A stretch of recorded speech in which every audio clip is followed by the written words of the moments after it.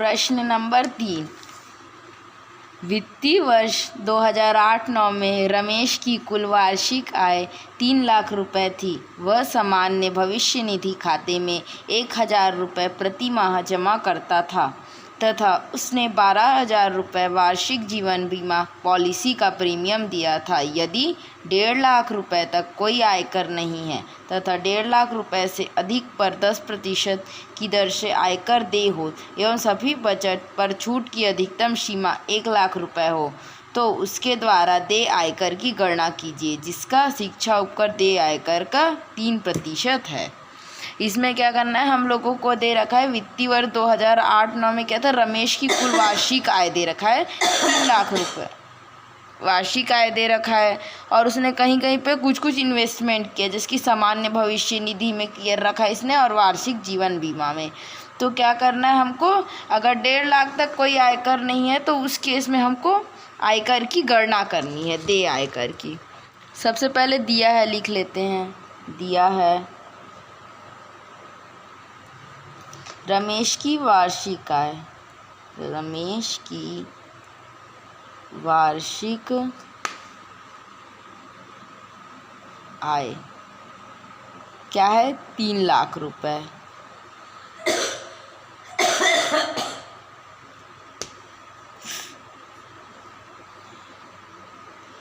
बस अब क्या क्या है जो हमारा 80G के अंतर्गत 80C के अंतर्गत निवेश की गई राशि,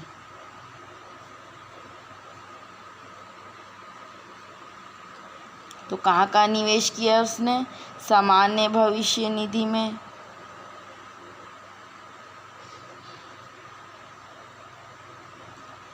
प्लस जीवन बीमा, जीवन बीमा में।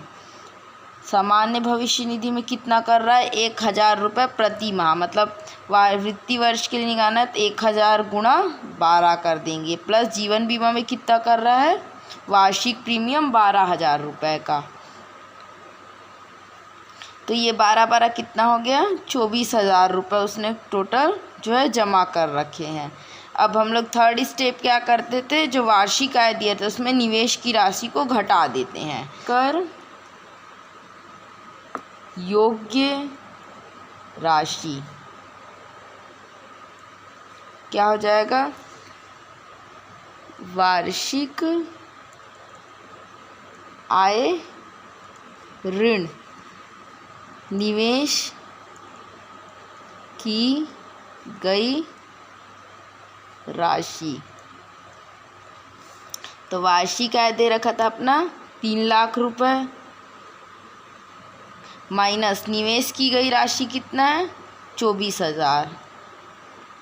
अगर 3 लाख में से 24,000 को घटा देंगे तो हम लोग तो क्या बचेगा अपने पास, 1,76,000 रुपये ये बच गया अपने पास। ये क्या है, हमारा आयकर योग्य राशि निकल आया।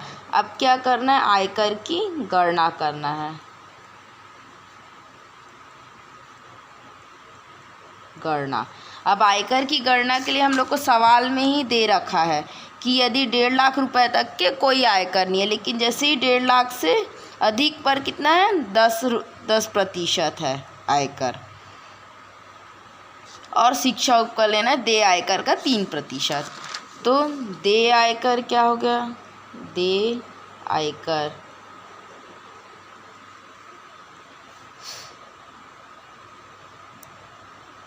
76,000 माइनस 1.5 लाख तक की छूट है, 1.5 लाख को पहले घटा देते हैं का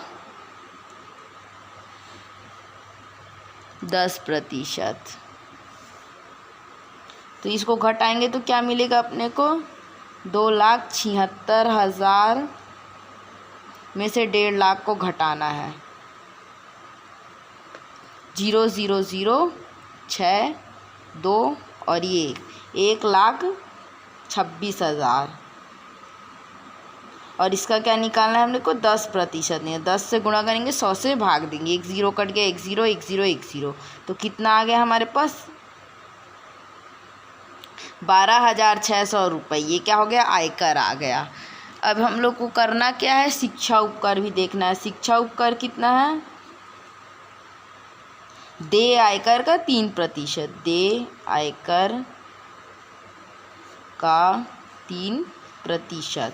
तो देय आयकर हमारा 12,600 है, इसका 3% निकाल लेते हैं। तो ये हो जाएगा 10 10 10 10 कट गया, तो ये हो गया 126 गुणा 3। इसको हल करते हैं तो क्या आएगा, 6 तिया 18 का 8, एक हासिल 6 3 दूनी 6, 6 और 1 7, 3 एक कम 3, 378 रुपये। तो कुल आयकर क्या हो जाएगा हमारा,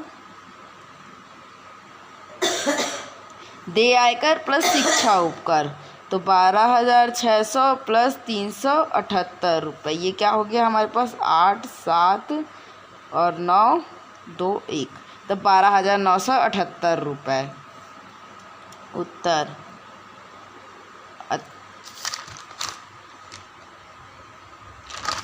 अतः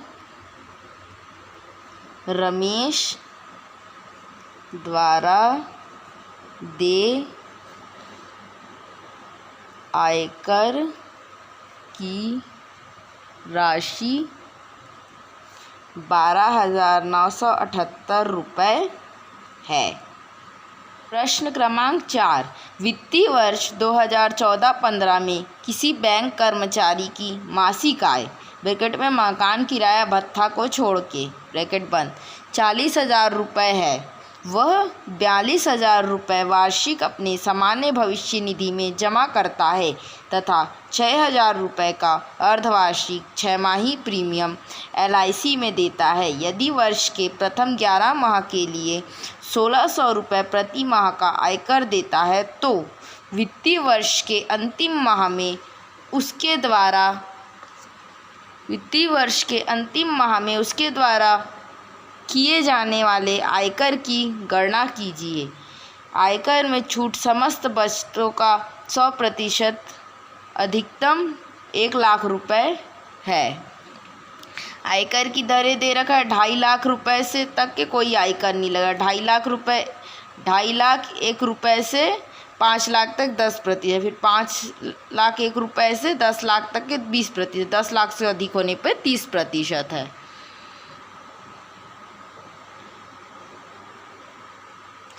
अधिभार दे रखा है, देय आयकर का 10% यदि कर योग्य आय जो है 10 लाख रुपए से अधिक है।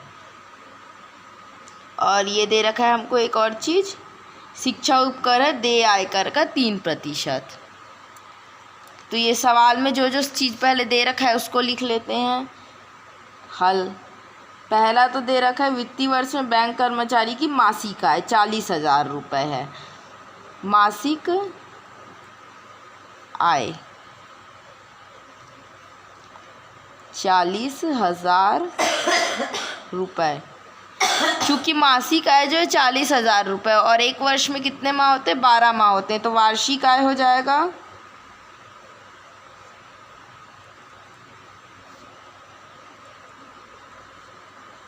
12 गुना 40,000 रुपये। तो ये हो गया 12 चौक 48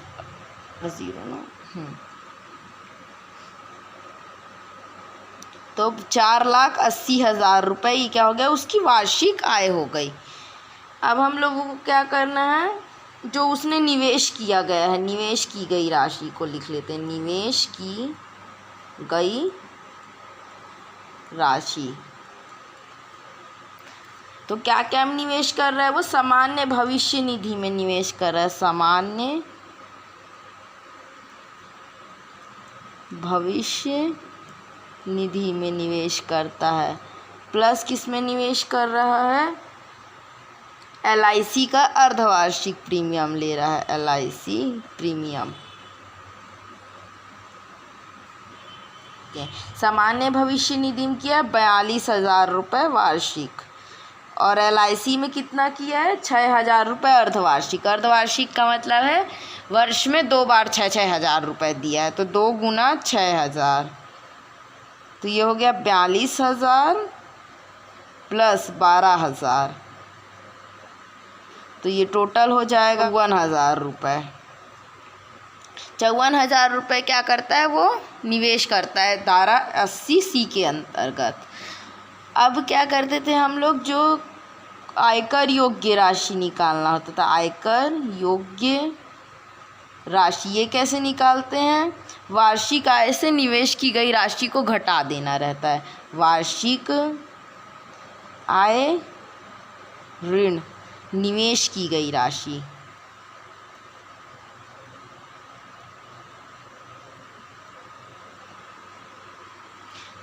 तो वार्षिक आय कितना दे रखा है अपने पास, 4,80,000 रुपये माइनस क्या कर देंगे 54,000,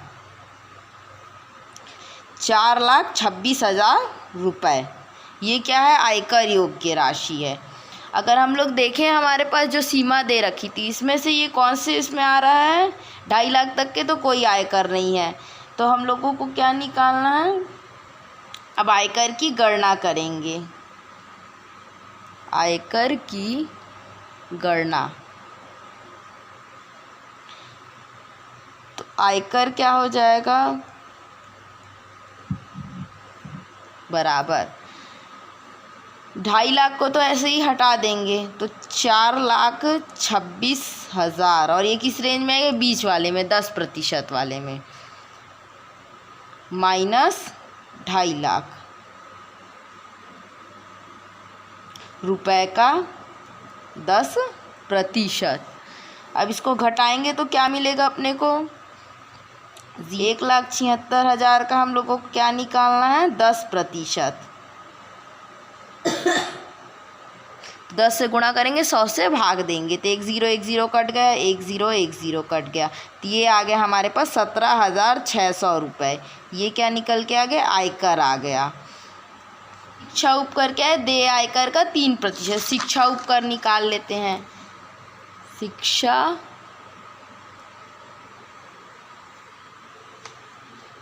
उपकर देय आयकर का क्या होता है, 3%। आयकर का 3%। तो देय आयकर हमारे पास कितना आया है, 17,600 रुपये। इसका 3% निकाल लेते हैं, तो ये 0 कट गए, ये 0, तो 176 गुणा 3, 176 गुणा 3 देखेंगे क्या हो गया, 528 रुपये। तो कुल आयकर क्या हो जाएगा, कुल आयकर जो हमारा देय आयकर था प्लस शिक्षा उपकर, 17,600 प्लस 528 रुपये, टोटल देखेंगे 18,128 रुपये। ये क्या हो गया, हमारा कुल आयकर हो गया। लेकिन अगर हम लोग सवाल को आगे पढ़ें तो इसमें दे रखा है, यदि वर्ष के प्रथम 11 माह के लिए 1,600 रुपये प्रति माह का वो आयकर जमा कर रहा है, मतलब मंथली उसने क्या किया, 1,600 रुपये देते जा रहा है, तो अंतिम में कितना उसको देना पड़ेगा ये हमको निकालना है। तो अंतिम माह में उसको कितना आयकर देना पड़ेगा, क्योंकि उसने क्या किया, 11 माह तक 1,600 रुपये जमा किए हैं। चूँकि वह 11 माह तक 1,600 रुपये प्रति माह आयकर के रूप में जमा करता है, अतः उसके द्वारा दी गई आयकर 11 माहों में कितना आयकर वो दे चुका होगा, 1,600 गुना 11, 7 6 और 2 0, तो उसने क्या, 17,600।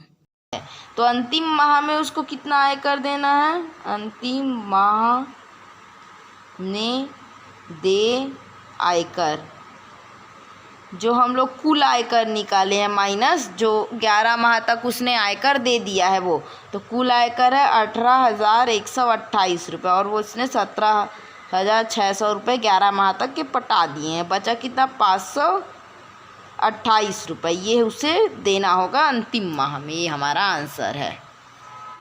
प्रश्न क्रमांक 5, वित्तीय वर्ष 2012-13 में राजेश की कुल वार्षिक आय 5,25,000 रुपये है।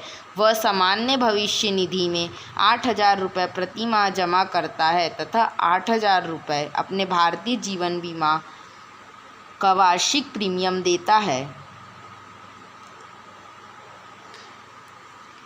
यदि वह 2 लाख रुपए तक कोई आयकर नहीं देता तथा 2 लाख रुपए से अधिक आय पर 10% की दर से आयकर देय हो एवं आयकर में छूट सभी बचत पत्रों का 100% हो तो राजेश के द्वारा देय आयकर की गणना कीजिए, जहां शिक्षा उपकर देय आयकर का जो है 3% है। हल दिया है। क्या दे रखा है अपने को? वार्षिक आय दे रखा है। वार्षिक आय 5,25,000 रुपये। ये क्या है? उसकी वार्षिक आय है। अब जो उसके द्वारा निवेश की गई राशि, तो राजेश द्वारा निवेश की गई राशि, क्या क्या राशि निवेश कर रहा है वो? सामान्य भविष्य निधि में 8,000 रुपये प्रति माह जमा करता है, सामान्य भविष्य निधि में, और प्लस जो है जीवन बीमा में। भविष्य निधि में कर रहा है वो 8,000 रुपये प्रति माह, मतलब 12 माह के हिसाब से 8,000 गुना 12, प्लस जीवन बीमा का वार्षिक प्रीमियम दे रहा है 8,000 रुपये।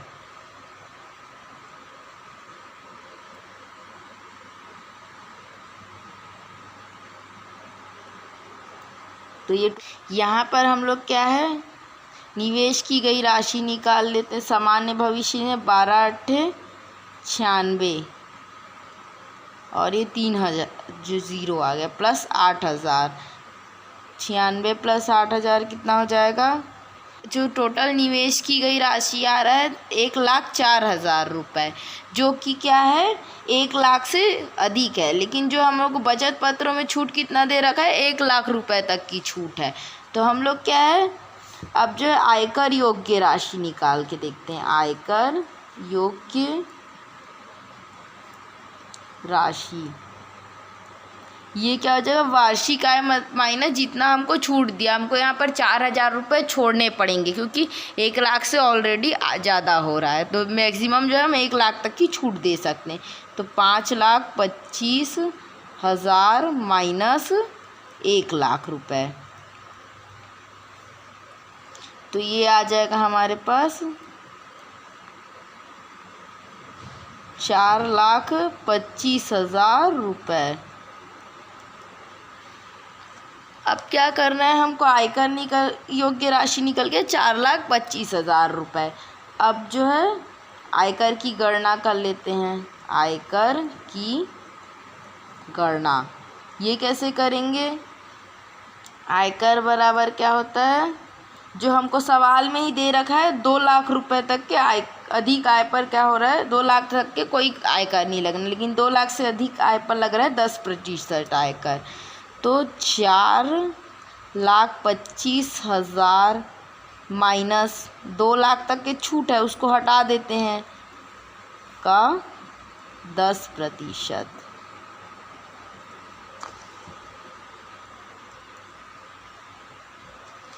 तो ये आ जाएगा हमारे पास 2,25,000 रुपये का 10%।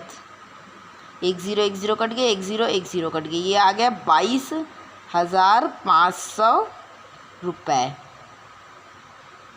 ये हमारा आयकर हो गया। लेकिन अपने को इसी सवाल में दे रखा है देय आयकर शिक्षा उपकर क्या है, देय आयकर का 3%। शिक्षा उपकर क्या होता है? देय आयकर का